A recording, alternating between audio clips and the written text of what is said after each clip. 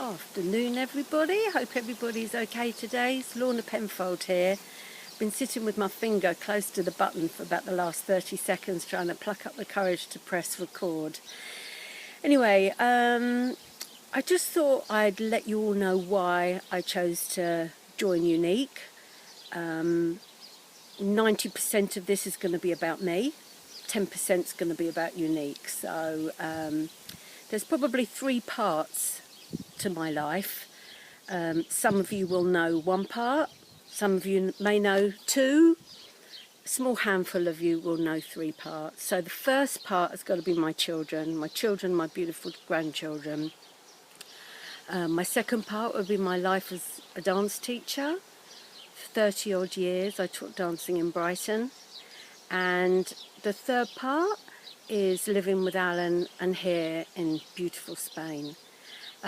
If I keep bobbing down, it's because I'm outside by the pool and I keep getting ants crawling all over my feet, so I'm not disappearing. I've just got a couple of ants around me, so don't worry about that.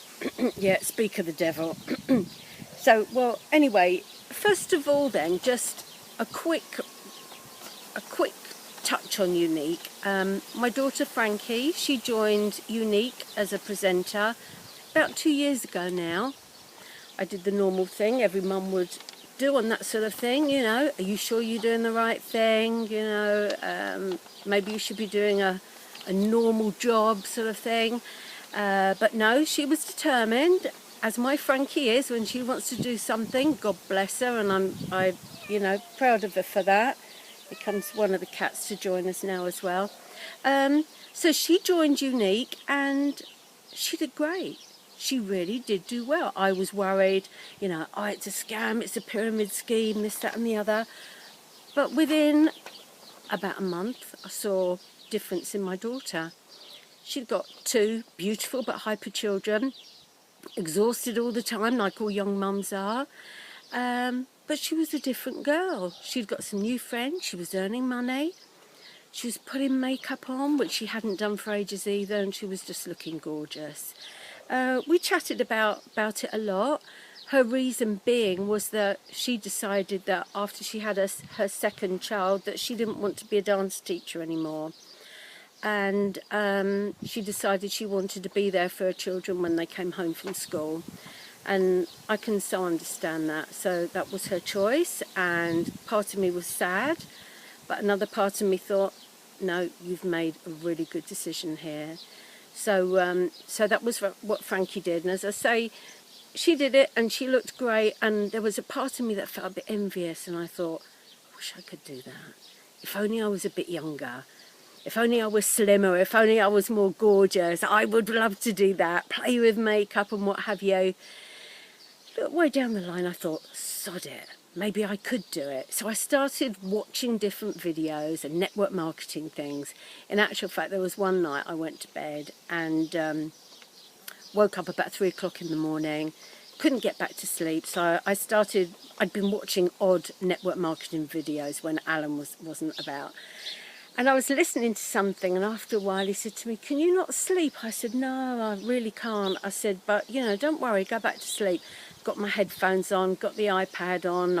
For a couple of hours I was listening to different things. After a while he said, you do know you haven't got those headphones plugged in, don't you? So he'd actually been listening to everything that I'd been listening to during the night when I couldn't sleep. Ridiculous, isn't it? But I learned a lot on those nights that I couldn't sleep. It was all good fun. So anyway, so I also have a gorgeous son, Mark, that I don't talk about much because he's not on Facebook. But that's his choice, and I have 2 beautiful granddaughters, and my son and my daughter have both got beautiful girls, age 6, and my daughter's got Jackson, who is 2.5, and I see them 3 times a year. I'd so love to see them more, but that's all, you know, financially I can do at the moment. But hey, what's around the corner? Nobody knows, do they? So, well, that's part 1 really, my life with my children. I was a single mum for about 14 years. My life revolved around them. But my life also revolved around me being a dance teacher. As I said, for over 30 years I had my own dance school. From the age of 2 I danced. My earliest memory is being told in a dance class I can only hear Lorna singing. I was singing the song Two Lovely Black Eyes, and I had a voice like a foghorn. I still have. I can't sing now. I wish I could. The only thing I sing now is with the grandchildren, nursery rhymes. And my life dancing was wonderful with my friends. I could go out dancing with my mum and dad and dance with my dad, and I was allowed to go dancing with my parents because I could dance. I wasn't going to run around the floor like a crazy girl. So life revolved around dancing with me from, as I said, 2 years old up until I was an adult. When I turned 16, I decided I wanted to teach, and at 17 I qualified as a dance teacher. I took all my professional exams at the wonderful Bill and Bobby Irving dance studio, and it was like going into another world there. It really was. So anyway, life was great. I loved my dancing. I absolutely loved my dancing. Oh no, I didn't think I was going to get emotional. But about 2006 I became a little bit unwell. Couldn't put my finger on it. It started when Frankie was coming up to 18, and we decided to take her to Paris to see the Lido, and it was so wonderful, but I just felt so ill, and I couldn't speak at all. I lost my voice for about 2 or 3 weeks. Must have been wonderful for those around me and the kids at dancing, but that was sort of like the start of it getting really bad. And a few other things happened, and I would go and see my doctor, and he'd say, oh, you've got a virus, you know, same old thing, you've got virus order, nothing to worry about. About a year later, after still having problems, I went to him because actually I had to see a different doctor, because at New Year's Eve I looked at myself in the mirror and I had what looked like a half an egg stuck on my face, or half a golf ball, literally. It wasn't like mumps or anything like that, it was just a huge lump. The doctor said, oh, you're allergic to something. But I knew I wasn't, because I'd been taking antihistamine because I'd had some problems with my eyes as well. My eyes had been so dry for weeks and weeks and weeks, and then so watery for weeks and weeks and weeks, and they looked a really strange shape. They were sort of like this. They really were. They were so puffy. Anyway, I went to the doctors and he said, oh yeah, it's just something you're allergic to. But I knew this had been going on just so long.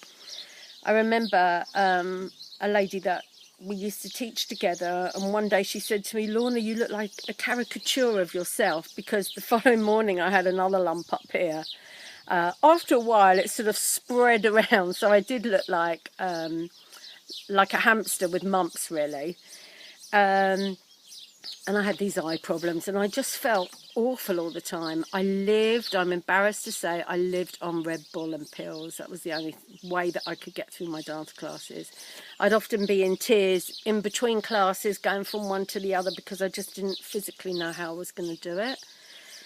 But I did it because, you know, when you're a dance teacher, as any other dance teachers, you know, watching this, you go, you walk in, you put on your dance teacher's face and you crack on. And I would get back home at night and I'd be asleep within 5 minutes. I don't really remember a lot about that time, if I'm honest. I just slept. I guess Alan and the kids did the cleaning and the tidying up and the cooking, because I just don't remember anything. Just used to work and sleep and eat a little bit, and that was it. So after a while, Alan said, this is ridiculous, I'm coming to the doctor with you. So he came with me and we spoke to my doctor. And at last he said, oh, I think maybe we need to look into this a bit more seriously now, Lorna. You know, I'd been phoning him on and off for about a year, just sort of saying to him, I feel so ill, what can I do, And all he kept saying was, oh, it's a virus, you'll be fine, you've got to be patient. And I knew it was more than that. You know, don't you? You just know your own body. So finally he said to me, yes, let's do something about this now. And he sent me for blood tests. I'm actually going into this more than I want, not that I wanted to, but than I was expecting to. But anyway, he said that I'd got some problems with my liver and my thyroid was all over the place. He said it's not underactive or overactive. He said it's basically you've got thyroiditis. It's just a reading I've never seen before. Sent me to a consultant. I was quite pleased when he said that, because I thought, oh great, loads of people have thyroid problems. I'll have a pill every day and I'll feel great again. So I went and saw this lady, and she was so lovely, but when she told me that she couldn't give me anything, I cried like an absolute baby. I sobbed in there. But she was so lovely. She said, I do understand, you know, like how you're feeling. She said, I'm going to have a chat to some of my colleagues and I'll email you. And bless her heart, she did. She emailed me about 2 weeks later. She said, I'd like you to see a rheumatologist. I think you may have something called Sjogren's syndrome. So I went to see this guy, and he was really, really nice. Asked me all the questions, and it was all yes, yes, yes. You know, the fact that I had just pains in my mouth, pains in my face, you name it, I had pains everywhere. I was a pain in the butt, basically. So anyway, then he said to me, do you ever get out of breath? And I said, well, yes. I said, but, you know, I'm coming up for 50, as I was then. I said, I'm trying to keep up with the teenagers and the kids in my dance school. I'm bound to get breathless, aren't I? And he said, well, not necessarily. He said, I'm going to send you for a lung scan. So anyway, that came back, and he said, he called me back in, and he said, you've got something called sarcoidosis. Sorry about that. I ran out of memory, so I had to go indoors and transfer some stuff onto my computer. So anyway, I'll carry on. Oh, by the way, I just sort of realised how much blinking I do with my eyes. I was watching some of it through. I do that when I get a bit tired, so I'll have to try and really concentrate not to do it. No, I need to just not think about it, otherwise I'll do it all the more. Yes, so anyway, the doctor said I had sarcoidosis, and basically he sent me to a lung specialist who sort of agreed, said yes, you've got nodules or granulomas as they call them on your lungs. Basically sarcoidosis is an inflammatory disease, rather similar to rheumatoid arthritis. It affects all parts of your body, all the soft organs basically, from your skin, your eyes, salivary glands or parotid glands, which is where I had it, liver, thyroid, all places that I've had it sort of at the beginning anyway. But he said to me, you know, it's non-cancerous. He said, you know, which obviously is the most important thing. He said, you'll get better on your own. That was it. So I thought, okay, that's fine. Hopefully I will. But of course, another 6 months or whatever went by, and I realised that I just couldn't teach anymore. I just could not physically do it. You know, the tears in between classes. I was just so exhausted. And I thought, I've got to do something different. So Alan and I were walking Jerry, our dog, along the promenade one day, and I sort of plucked up the courage and said to him, I don't know that I can do this for much longer. He was totally shocked, because of course he knew that dancing was my life, but there comes a time that sometimes you have to change your life, don't you? And so we chatted for a few days and, you know, sort of put things, you know, out there, what maybe we could do. And one of the things was that maybe we could move to Spain and breed alpacas. I know, crazy idea, isn't it? We'd fallen in love with the ugliest alpaca we'd ever seen in Prague Zoo. And Alan had Googled them, and at that time they were really quite a good business to get into. It also slightly changed when we put our house on the market, because we did that the day that Northern Rock formed the queues, and all the banks, sort of like everything, you know, the world crisis began basically. But anyway, that's another story. But, you know, we moved to Spain, as most of you probably know.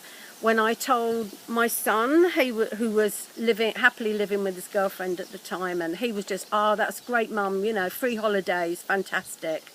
EasyJet obviously is only a couple of hours away, so that's great. And my daughter, you know, I'd said to her, you know, you can come with us if you like. She was only 19 at the time, in love with her boyfriend. So, you know, even Chris can come with us, or you can stay and take over the dance school and I'll help you as much as I can behind the scenes. But they decided to come, which was fantastic. But after about 3 or 4 months, they realised it was just too rural for them, and I can understand that now. So they moved back to Brighton, which of course was hard at the time, but you know, yeah, everything's fine. I carried on feeling unwell, really, most of the time, most of my life since then. I rarely went to the doctor because the consultant said to me, well, you know, you'll get better. I can't do anything, basically. That was rather small-minded of me at the time, because I probably, you know, should have pushed it and said, look, I'm really feeling bad. Please, I need some help. I need some pills or something or other. So anyway, I plodded on here. Life here is wonderful. It's absolutely wonderful. I'm so lucky.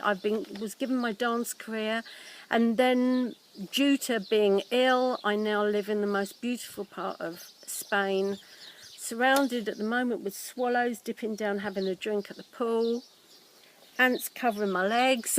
No, not really that too bad. But and life with Alan is wonderful, but there was one major problem.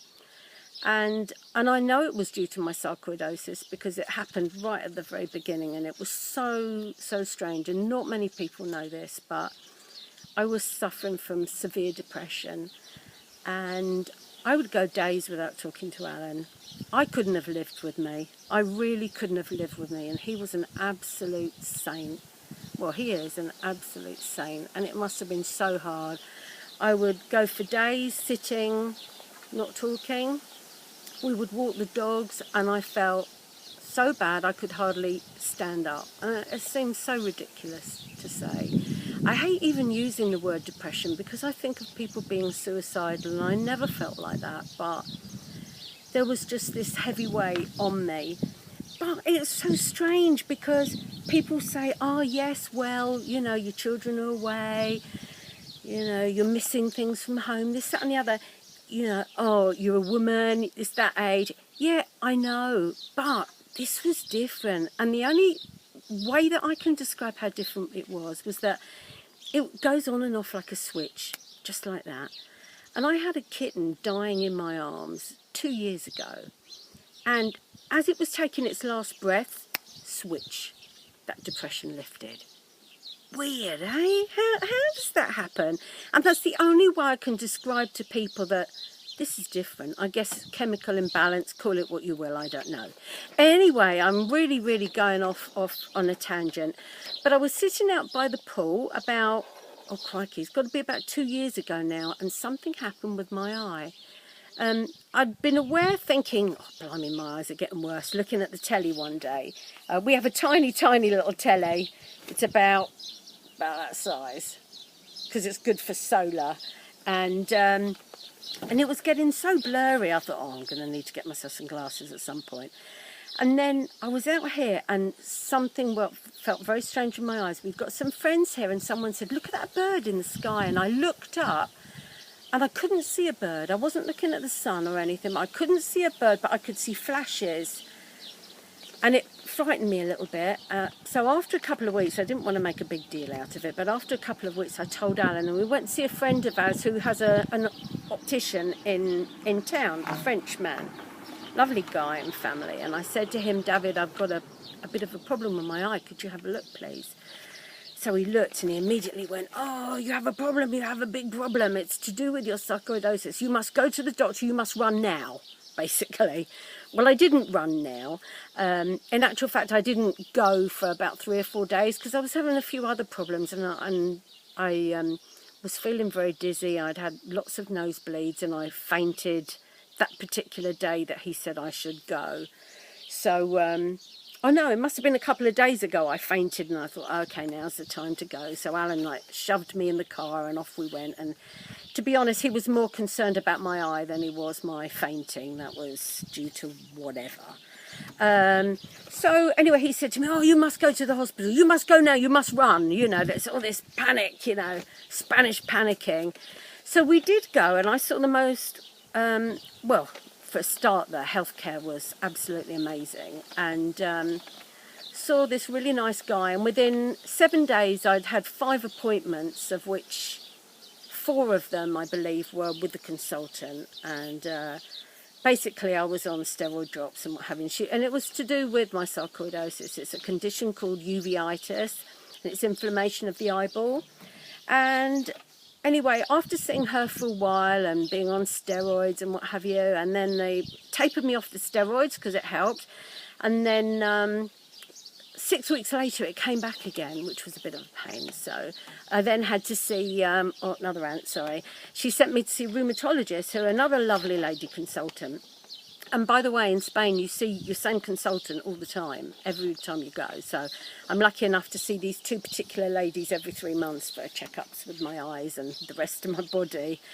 So I chatted to her, and what with my eyes and the rest of my body and feeling quite down in the dumps, I'm now on a bit of a concoction of pills, which I don't want to be on. I really don't want to be on. I want to have turmeric and, you know, fresh fruit and veg, which I do have anyway, and get my body better that way. And in actual fact, that's sort of what I did. I changed my eating habits. And yes, I'm still on the tablets, and I have to have an injection once a week as well. But the combination of everything, I'm feeling better than I've felt for years. I really have. And I would say to anybody that's not feeling well, or if you're down in the dumps or whatever, please go and talk to somebody.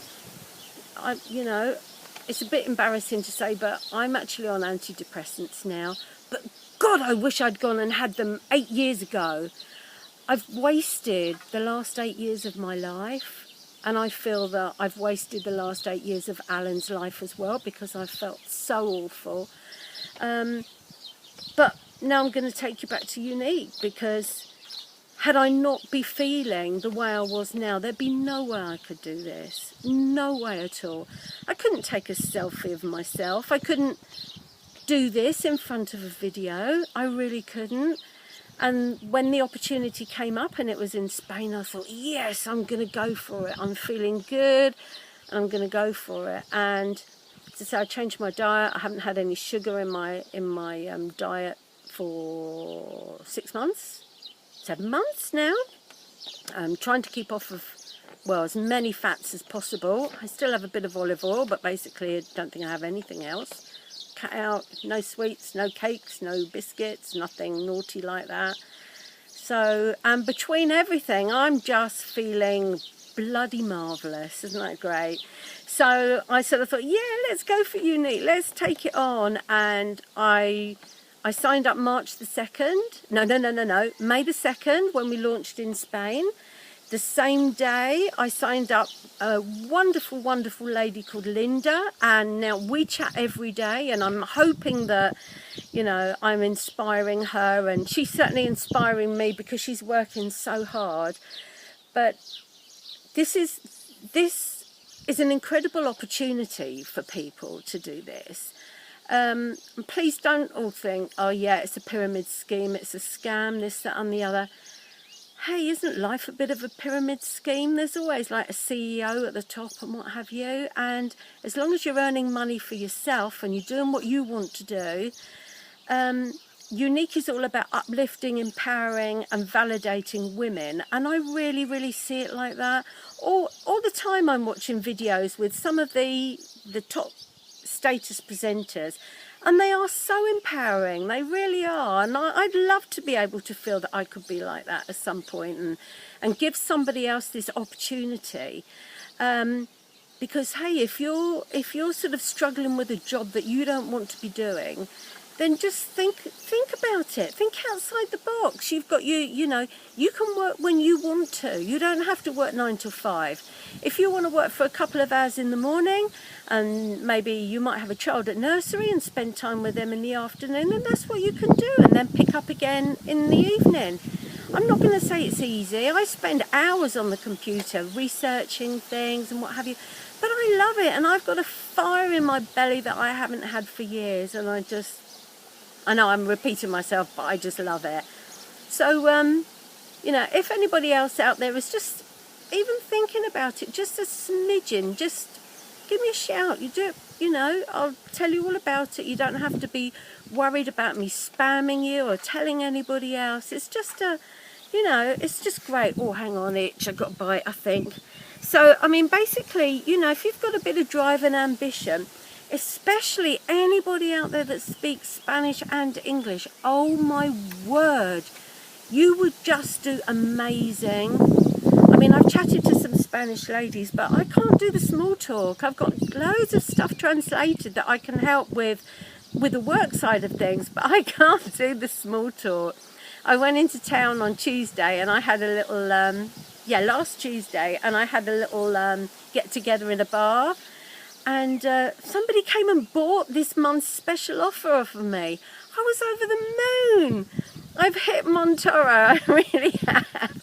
So all I need for her to do is just tell a couple of people and I'll be there. But meanwhile, I'm really enjoying everything. So anyway, I should go now. I hope I haven't bored you all to tears. Been a big wuss and cried. I never thought I'd do that. The last time I cried was watching, or nearly cried, was watching Dr. Jane Goodall, I think her name is, being hugged by a chimpanzee.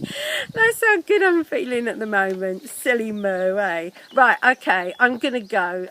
Thank you so much for anybody that's bothered to watch all of this. I'll send you a medal in the post. Love you all. Bye.